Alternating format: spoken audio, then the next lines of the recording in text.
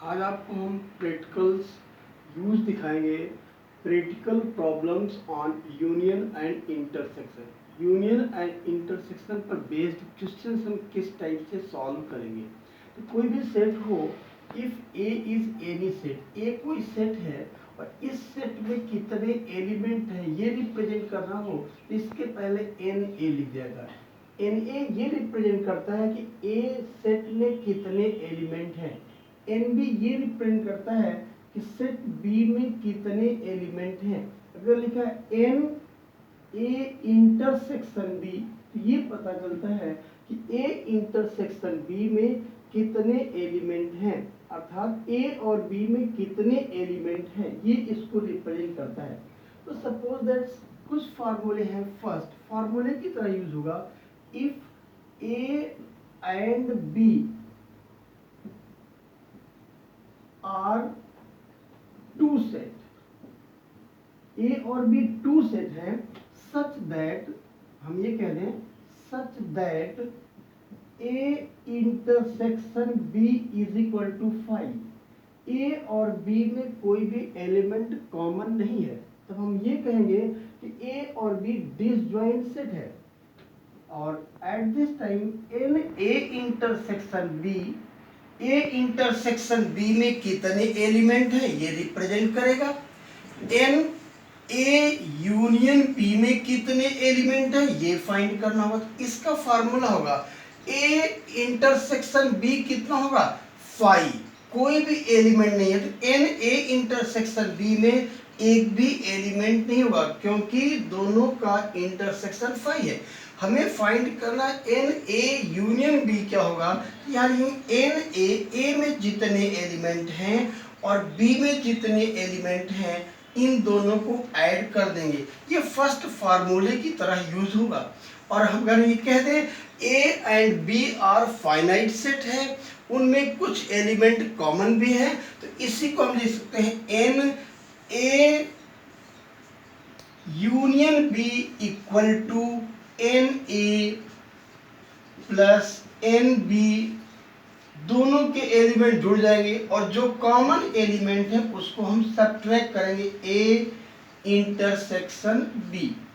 या अगर हम इसको इधर ला दें तो ये भी हो सकता है एन ए इंटरसेक्शन बी कितने होंगे, ए इंटरसेक्शन बी में कितने एलिमेंट हैं, तो इसको इधर लाएंगे, इसको हम उधर ले जाएंगे, n A plus n B minus n A union B. ये दोनों फार्मूले इसके यूज करके हम किसी भी सेट में कितने एलिमेंट हैं ये फाइंड कर सकते हैं। और इसके बाद एक और फार्मूला है, देखिए एक और फार्मूला है, if A B and C are 3 sets. ये 3 सेट है ए बी एंड सी। तो अब तीनों का जो यूनियन होगा N A union B union C, इन तीनों के यूनियन में टोटल कितने एलिमेंट होंगे, इसका फार्मूला होगा N A number of element in set A plus n B plus n C minus n A intersection B minus n A intersection C minus n B intersection C plus n A B intersection C. इसको हम add करते हैं।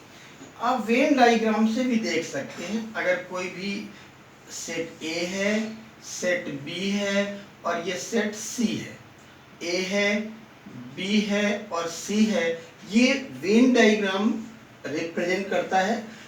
ये rectangle universal set को represent करता है। ये set ए है, ये बी है और ये सी है।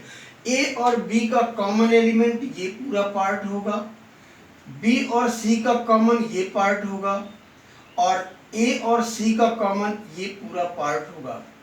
ध्यान दें ये पार्ट जो है दोनों में है, इसमें भी लिया गया, इसमें भी और इसमें भी। तो अब हम क्या करते हैं, जब A union B union C ये पूरे के यूनियन निकालना होगा तो ए के सभी एलिमेंट, बी के सभी एलिमेंट और सी के सभी एलिमेंट ऐड करेंगे, फिर इन दोनों के कॉमन एलिमेंट को सबट्रैक्ट करेंगे, इन दोनों के कॉमन एलिमेंट को सबट्रैक्ट करेंगे और इन दोनों के कॉमन एलिमेंट को सबट्रैक्ट करेंगे। और इसमें ये जो है माइनस हो चुका है, इसलिए इसको हम क्या करते हैं, प्लस कर देते हैं। तो ये A union B union C का फार्मूला हो जाएगा। इसमें कोई भी एक वैल्यू आपको ना मालूम हो तो उसे हम फाइंड कर सकते हैं। अब इन तीनों फार्मूले पर बेस्ड एक्सरसाइज 1.6 है। अब हम कुछ क्वेश्चन 1.6 के कराते हैं, फिर आप इसको सॉल्व करेंगे। जैसे देखिए एक्सरसाइज 1.6 का question number 1, if x and y are two sets such that nx is equal to 17, ny is equal to 23 and nx union y is equal to 38, then find nx intersection y। तो ये हमें x intersection y find करना है। तो ये formula आपको हमें बताया था। जब इसको सॉल्व करेंगे तो पहले लिख देंगे nx number of element in x में कितने एलिमेंट है 17, y में कितने एलिमेंट है ny इज इक्वल टू 23 और दोनों के यूनियन में nx यूनियन y ये कितने एलिमेंट 38 और हमें फाइंड करना है, find nx intersection y find करना है, ये हमें फाइंड करना है। तो एक फार्मूला है जो अभी हमने बताया था आपको कि n हमें x इंटरसेक्शन y फाइंड करना है। अगर इंटरसेक्शन फाइंड करना है तो माइनस में यूनियन होगा, अगर यूनियन फाइंड करना होगा तो माइनस में इंटरसेक्शन होगा। तो ये फार्मूला है nx plus ny minus nx union y। यहाँ पे इंटरसेक्शन है तो यहाँ पे यूनियन होगा। अब हम सब की वैल्यू पुट करेंगे। nx की वैल्यू है 17 प्लस ny की वैल्यू है 23 माइनस nx यूनियन y कितना है 38। इन दोनों को ऐड करेंगे 20 प्लस 30 ये हो गया 40 माइनस 38 इज इक्वल टू 2।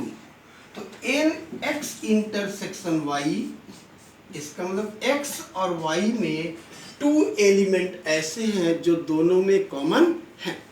अब इस तरह क्वेश्चन नंबर 2 देखिए, क्वेश्चन नंबर 2। अब 1.6 का क्वेश्चन नंबर 3 है। क्वेश्चन नंबर 3 है, in a group of 400 people 250 can speak Hindi and 200 can speak English, how many people can speak both Hindi and English. अब आपको ये फाइंड करना है कि हिंदी और इंग्लिश दोनों बोलने वाले कितने पीपल्स हैं। तो अब यहाँ पे हमें सपोज करना पड़ेगा, सॉल्व करेंगे तो हम सपोज कीजिए कि हिंदी को h से डिनोट करेंगे और इंग्लिश को n से डिनोट करेंगे। तो नंबर ऑफ पीपल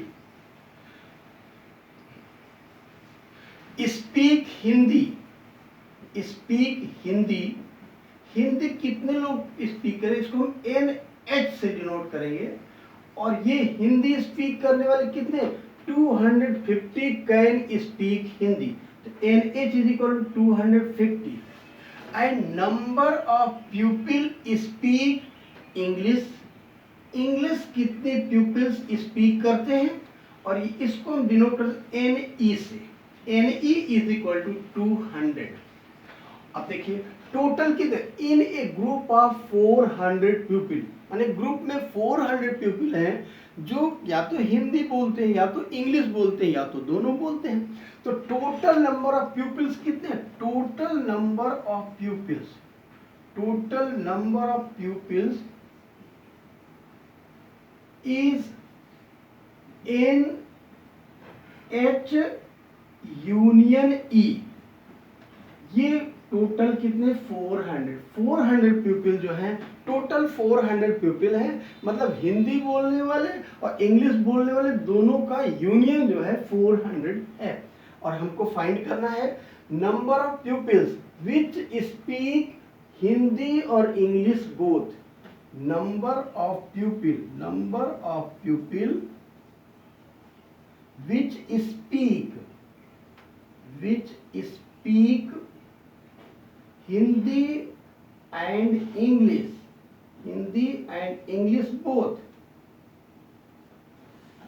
दोनों जो बोलते हैं वो होंगे is denoted by NH intersection E।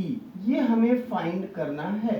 तो अब डायरेक्ट फार्मूला हम लिख देंगे NH इंटरसेक्शन E की वैल्यू होगी एक formula NH plus NE minus NH union E। अभी हमने इसके पहले रहा था यहाँ इंटरसेक्शन है तो यहाँ यूनियन हो जाएगा और इनके नंबर्स गिवन है। NH कितना था? NH है 250, NE कितना है 200 और NH यूनियन E कितना है 400। ऐड करेंगे तो 450 माइनस 400 इज इक्वल टू 50। इसका मतलब 50 प्यूपिल्स ऐसे हैं जो हिंदी भी बोलते हैं और इंग्लिश भी बोलते हैं। इस टाइप के क्वेश्चंस इन फार्मूले पे बेस्ड है 1.6 में। ये एक्सरसाइज आप कंप्लीट कर लीजिएगा। इसके बाद कल आपको हम डिफरेंट टाइप्स के लॉ पढ़ाएंगे और जिसमें इम्पोर्टेंस है कम्यूटेटिव लॉ क्या है, एसोसिएटिव लॉ क्या है, इनवर्स क्या है, आइडेंटिटी क्या है, आइडेंटिटी लॉ क्या है और इसी में सबसे मेन है डी मॉर्गन्स लॉ। बहुत ही इंपॉर्टेंट है। कल आपको हम डी मॉर्गन्स लॉ और डिफरेंट टाइप्स के लॉ आपको बताएंगे जिससे आप ऐसे क्वेश्चंस कर सकते हैं जो प्रूफ करने वाले होते हैं, जो आपको बिल्कुल सांकेतिक भाषा में प्रूफ करना होता है। ठीक है।